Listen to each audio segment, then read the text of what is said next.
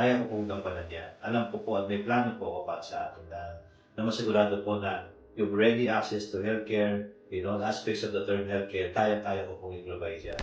Ngayon guys, do you have any message sa ating mga kababayan related naman or reminding them about health or anything that like that? So, And the first, prevention is always better than cure.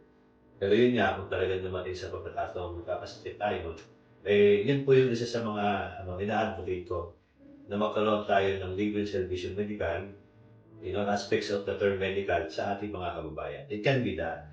Basta mahalaga lang po may political leadership na bumuno at magaling din yung pag-manage niya doon sa pondo ng ating. So this is a matter of giving priority to health. Kasi hindi magiging maulad ang ating bunso kung may sakit ng ating mga kababayan.